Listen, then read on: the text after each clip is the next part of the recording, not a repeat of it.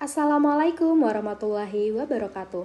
Halo adik-adik, gimana nih kabarnya? Semoga selalu dalam keadaan sehat ya. Oke, hari ini kita akan belajar mengenai perbandingan. Nah, dalam kehidupan sehari-hari, kita sering banget loh menemui konsep perbandingan. Contohnya, ketika kita ke sebuah toko buah dan kita ingin membeli mangga, maka saat itu tanpa sadar kita akan mencoba membandingkan antara dua buah mangga misalnya.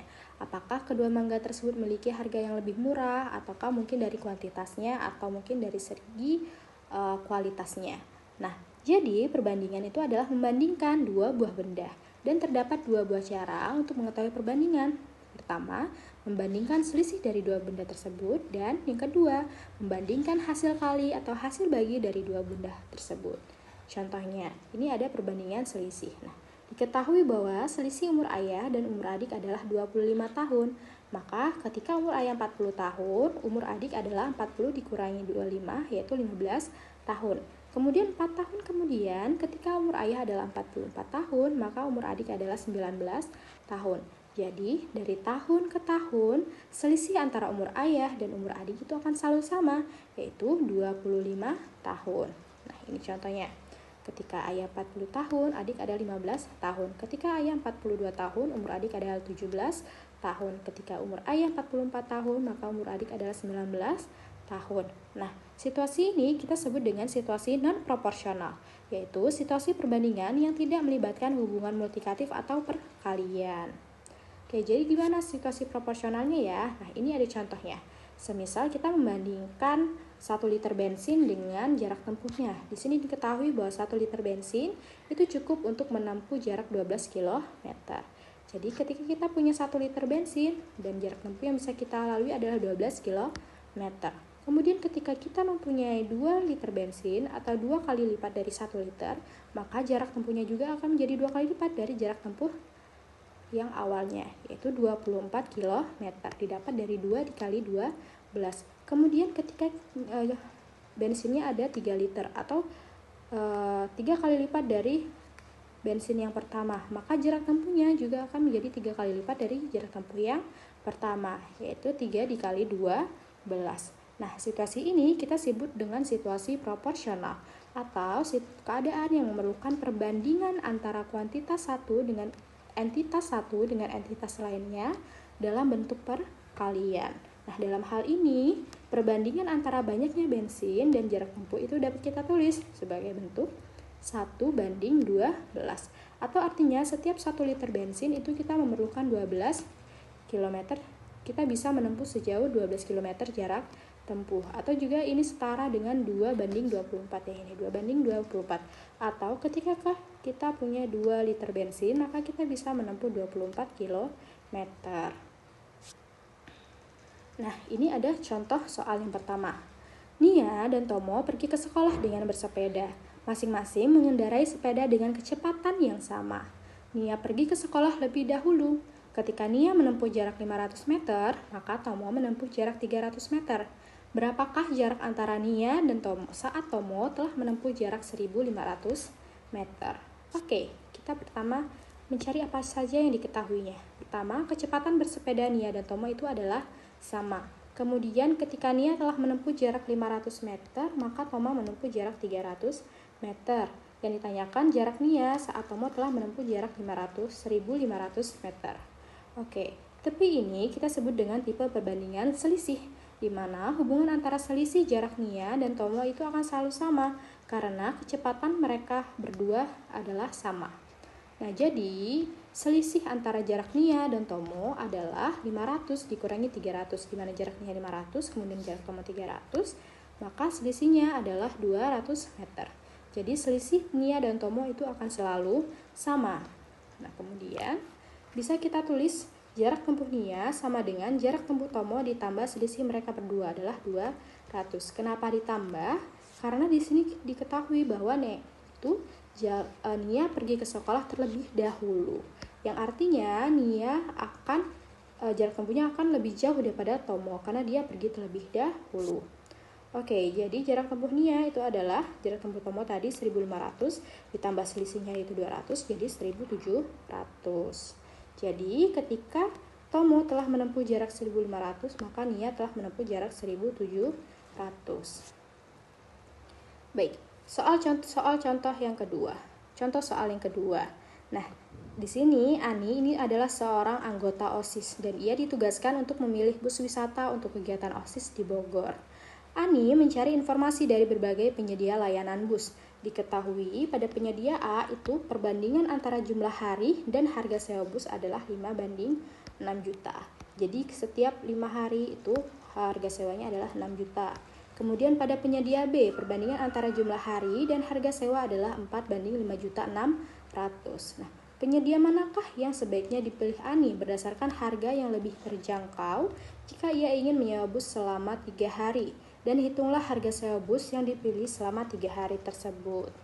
Oke, pertama diketahui bahwa pada penyedia A, perbandingan antara harga sewa bus dan harinya itu adalah 5:6 juta. Kemudian pada penyedia B, perbandingannya adalah 4:5.600.000.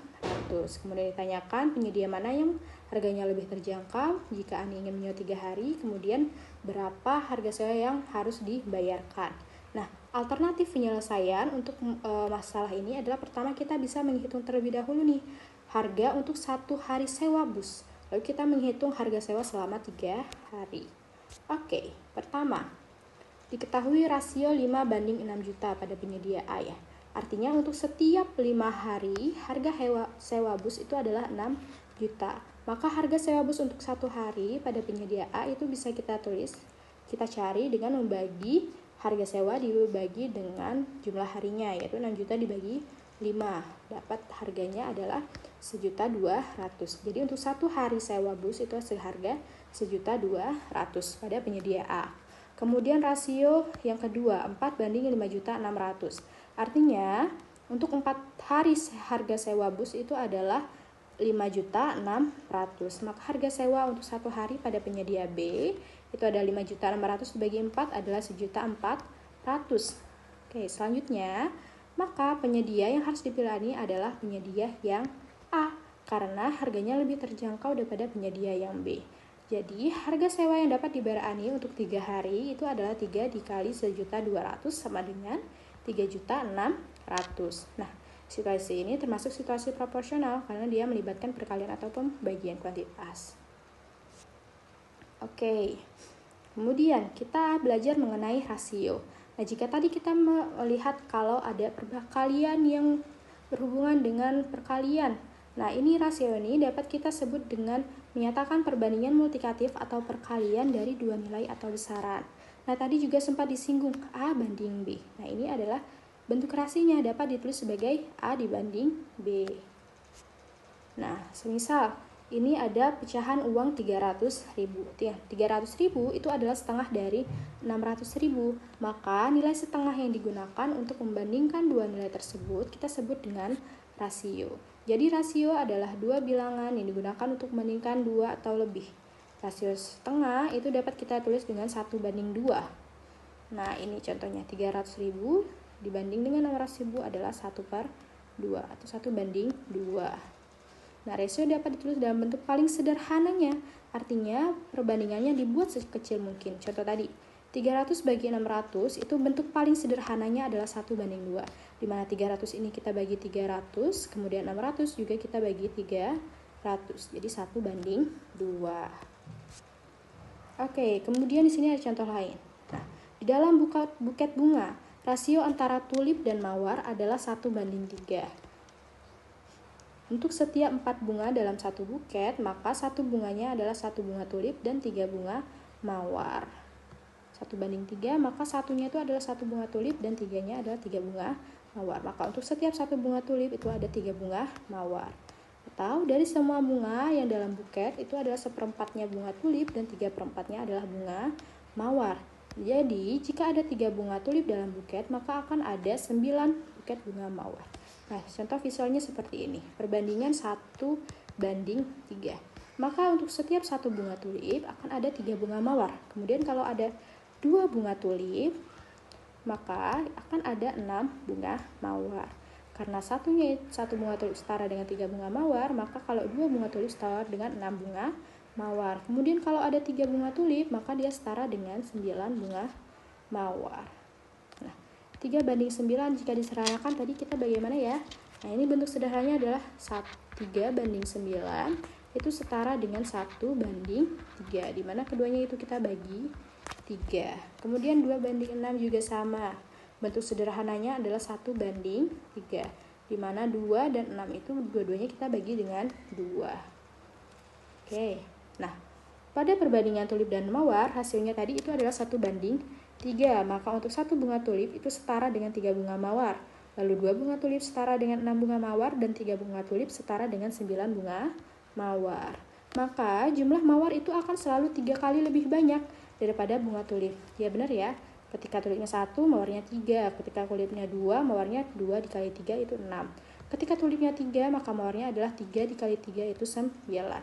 Maka bisa kita tulis mawar itu sama dengan 3 kali bunga tulip. Oke, sehingga rasio juga dapat diartikan sebagai perbandingan multikatif. Jadi kita bilang perbandingan multikatif dari dua nilai atau besaran. Oke, kemudian rasio yang menyatakan perbandingan multikatif dari dua nilai atau besaran yang memiliki satuan yang sama itu terbagi menjadi dua nih. Yang pertama ada part-part comparison atau perbandingan bagian dengan bagian. Nah, contohnya ketika tadi kita membandingkan antara bunga tulip dan bunga mawar. Sama-sama bunga, yaitu perbandingannya 1:3. Kemudian ada perbandingan part whole comparison atau perbandingan bagian dengan keseluruhan. Contohnya rasio jumlah tulip dengan jumlah bunga seluruhnya. Jadi total jumlah tulip dan mawar. Jumlah tulipnya tadi misalnya adalah 1. Nah, 1. Kemudian jumlah bunga seluruhnya ada 1, 2, 3, 4. Jadi 1:4. Nah, di sini tulipnya. Kemudian semua bunganya itu ada 1, 2, 3, 4. Begitu. Baik, contoh soal yang ketiga. Nah, Ani ingin membuat jus jeruk. Ketika mencari referensi di internet, Ani menemukan ada 2 resep nih dengan rasio yang berbeda untuk membuat jus jeruk tersebut. Resep pertama menggunakan 180 ml air, dan resep yang kedua dan 6 sendok sari jeruk, sedangkan resep yang kedua menggunakan 200 ml air dan 10 sendok sari jeruk. Ani ingin membuat jus jeruk dengan rasa jeruk yang tidak terlalu pekat atau rasa jeruknya lebih ringan. Resep mana yang harus dipilih oleh Ani? Oke, pertama diketahui resep pertama menggunakan 180 ml air dan dengan 6 sendok sari jeruk, sedangkan resep yang kedua menggunakan 200 ml air dan 10 sendok sari jeruk. Nah, yang ditanyakan adalah resep mana yang harus dipilih oleh Ani untuk membuat jus jeruk dengan rasa jeruk yang tidak terlalu pekat. Oke, jadi alternatif pertama kita lihat dulu. Jika ada air yang sama banyak. Kalau airnya sama banyak di antara resep 1 dan resep 2, kita bisa melihat dari sisi sari jeruknya. Mana campuran sari jeruk yang lebih sedikit. Ya, ini paling tidak pekat ya, maksudnya. Tidak pekat. Nah, kita bisa melihat campuran sari jeruk mana yang lebih ringan. Karena tadi airnya sama banyak, diasumsikan jika airnya sama banyak, maka kita bisa melihat campuran sari jeruk mana yang lebih ringan atau lebih sedikit. Kemudian jika sari yang digunakan sama banyak, sari jeruknya itu sama banyak, kita bisa melihat air mana yang lebih banyak digunakan. Karena kalau sari jeruknya itu sama, maka semakin banyak airnya, maka rasa sari jeruknya itu akan lebih ringan. Oke, mari kita lihat. Untuk resep pertama, airnya adalah 180 ml, kemudian yang sari jeruknya ada 6 sendok. Maka rasio antara air dengan sari jeruk adalah 180 dibanding 6, dengan rasio paling sederhananya adalah 30:1. Kemudian resep yang kedua, airnya 200 ml, kemudian sari jeruknya ada 10 sendok. Maka perbandingan antara air dengan sari jeruk adalah 200:10 dan rasio paling sederhananya adalah 20:1. Nah, kita lihat di sini sama-sama ada angka 1. 30:1 itu artinya adalah setiap 30 ml air membutuhkan 1 sendok jeruk. Sedangkan pada resep kedua, setiap 20 ml air membutuhkan 1 sendok jeruk. Nah, di sini maka sari jeruk yang terasa paling ringan itu adalah pada resep pertama, karena yang digunakan airnya lebih banyak, dengan sari jeruknya sama-sama 1 sendok. Jadi, resep yang memiliki sari jeruk yang tidak terlalu pekat adalah resep 1 karena menggunakan air yang lebih banyak untuk setiap 1 sendok sari jeruknya. Oke, jadi tadi kita membandingkan rasio dengan dua nilai besaran yang berbeda ya. itu ada air satuannya mili dan sari jeruk satuannya sendok. Maka perbandingan ini kita sebut dengan laju perubahan atau nilai dengan besaran yang berbeda. Jadi kita membandingkan dua nilai atau besaran dengan satuan yang berbeda. Nah, kemudian jadi kesimpulan yang kita dapat hari ini adalah pertama, perbandingan adalah membandingkan dua buah benda dan ada dua cara nih melakukan perbandingan, yaitu perbandingan dengan membandingkan selisih, itu adalah situasi non proporsional ya, tadi kita membandingkan umur ayah dan umur adik. Nah, kemudian ada perbandingan dengan membandingkan hasil kali atau bagi. Nah, ini disebut dengan situasi proporsional karena ada hubungan perkaliannya di dalam perbandingan tersebut. Nah, kemudian rasio itu dapat kita nyatakan sebagai perbandingan multikatif atau perkalian dari dua nilai atau besaran. Dan rasio yang membandingkan dua besaran yang sama dibagi menjadi dua, itu part-part comparison. Contohnya tadi kita membandingkan bunga tulip dan bunga mawar, dan part whole comparison. Tadi kita membandingkan bunga tulip dengan jumlah keseluruhan bunganya. Lalu perbandingan yang membandingkan perbandingan multikatif dari dua nilai yang besarnya berbeda disebut sebagai laju perubahan. Oke, adik-adik, demikian pelajaran kita untuk hari ini. Terima kasih sudah menyaksikan atau menyimak. Sampai jumpa di materi selanjutnya. Wassalamualaikum warahmatullahi wabarakatuh.